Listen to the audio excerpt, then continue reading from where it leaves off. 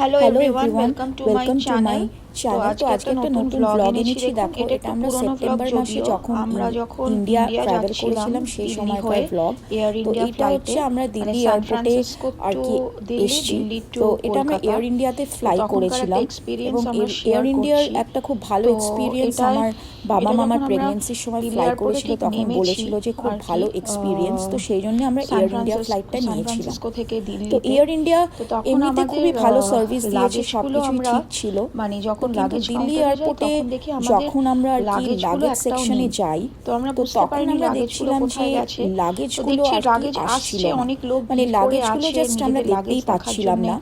মানে মানে কোনো বার রকম আমার করবে একটা লাগেজ, লাগেজ কিন্তু এসেছিল, মানে আমরা তারপরে আর আমাদের কোনো লাগেজ লাগেজটা আমার দেখতে আসেনি। পাচ্ছি না।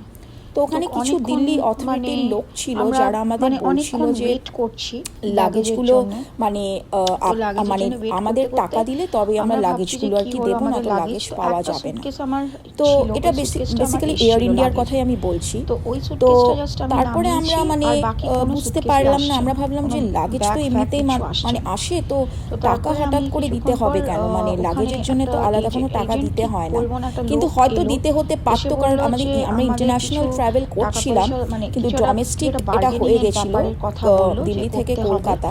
তো বার্গেনিং সেটার করে জন্য মানে হয়তো টাকা কিছু পয়সার টাকা ব্যাপার হয়তো বললো যে দিতে হতো, তারপরে আমাদের লাগেজগুলো কিন্তু আর কি আমরা মানে পাবো। সেটা মানে তো এবার ক্যারি আমি আমরা বুঝতে কত পারলাম না করছি ব্যাপারটা তার কি উপর। হলো, মানে কিন্তু লাগেজ তো সেটা আমরা এমনি আসে, জানতাম না, মানে তো এখানে সেটা মানে এখানে স্পেসিফিক্যালি টাকা বলা পয়সা হয়নি। দেওয়ার বললো কি যে সব কটা ব্যাপার আমি লাগেজের জন্যই বুঝলাম আর না। কি তো আমাদের ওরা আমাদের ফুল পেমেন্ট করতে আমেরিকান হবে। ডলারে কিন্তু 100 ডলার মানে মতো আসলে চেয়েছিল। মানে তো সেটা আমরা বলেছিল জানতাম না যদি যে এটাই কটা লাগেজের নেগোশিয়েট জন্য হয় তবে আমাদের টাকাটা লাগেজগুলো দিতে আমরা হবে, পাবো, মানে সেটা এরকম আমরা ভাবে জানতাম ঠিক না। বলেছিল। তো সেই জন্য তো হয়তো এবার ডোমেস্টিকে ব্যাপারটা ফ্লাই হলো আমাদের করছিলাম, কিছু হয়তো না, আর ওখানে কিছু অনেক লোকই দেখছি মানে ওরমভাবে আমাদের ওদের সাথে কম, কথা মানে বলছে এবং কিছু হওয়ার হয়তো লাগেজগুলোতে কম দরকার নেগোশিয়েট ছিল করে আর কি লাগেজ, করছে কিন্তু আর কি সেটার ব্যাপারটা। আর টাকাটার ওখানে জন্যে মানে হয়তো ওরা ফুল যত পেমেন্টটাই আমাদের কাছ টুরিস্ট থেকে নিয়ে আসুক নিয়েছিল। বা বিদেশ থেকে তো লোক সেটার আসুক, জন্য আমরা টুরিস্ট দিল্লি আসুক বা অথরিটিকেও কেউ থাকে মেল তারা করি, আসুক, সব যে কিছু কোনো লোক করি, ইন্টারন্যাশনাল বলি যে এই থেকে ব্যাপারটা। নামছে আর তাদের তো এরকম ওরা ভাবে বলে যে করছে, ওরা নাকি কোনো হ্যারাসমেন্ট করছে। সিসিটিভি ফুটেজ তারপর আমরা পায়নি, দিই, তারপর ওরা বললো যে কিছুই আপনাদের পায়নি, সব এবং করে দেবো, আমরা করে দেবো, কিন্তু এই এটা নাকি টাকাটা বেশি আমাদের মানে দিতে এটা হবে। ওরা নাকি তো জানে না তারপরে এটা যে আমরা হচ্ছে, কিছু কিন্তু করার এটা নেই, অনেক আমাদের ওখান যাত্রীর থেকে সাথেই বেরোতে হয়েছে হবে। এবং তো এটা এবার আমরা অনেকেই কমপ্লেন চেষ্টা করেছে করলাম যে যে এই ব্যাপারটা লাগেজগুলো যাতে হয়েছে।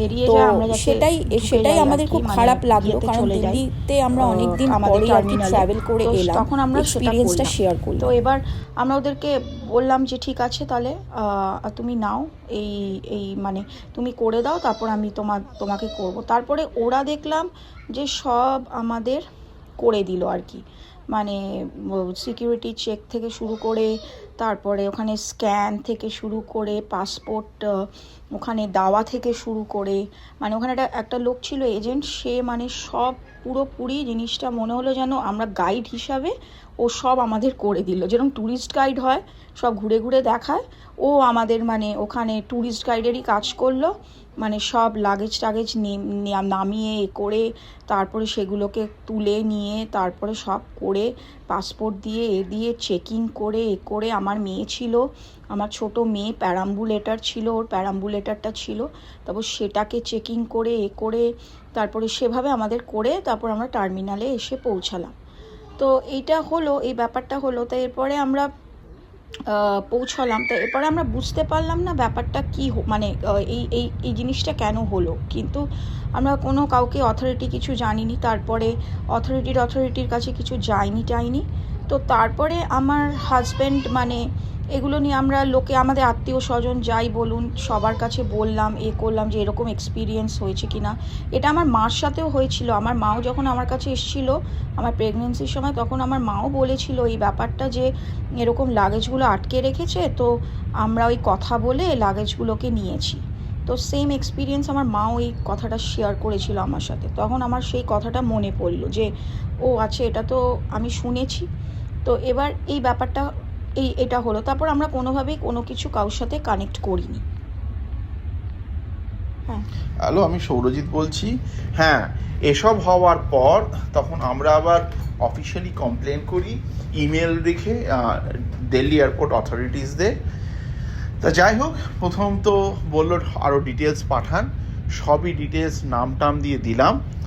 তারপরে যেমন দিল্লি অথরিটি রেখে যে না, এটা কোনো আমরা সিসিটিভি রেকর্ড নেই, কিছু নেই, ওই পরে কোনো লোক কাজ করে না, ওই জন্য কিচ্ছু হবে না। তা সিসিটিভি ফুটেজ ওরা 1 সপ্তাহের মধ্যে নাকি ডিলিট করে দেয়। তা বুঝুন কি অবস্থা। তা যাই হোক, খুবই আনফর্চুনেট ইনসিডেন্ট। আর মানে ভেবে বলে আর কি বলবো বলুন, ওদের সিসিটিভি রেকর্ড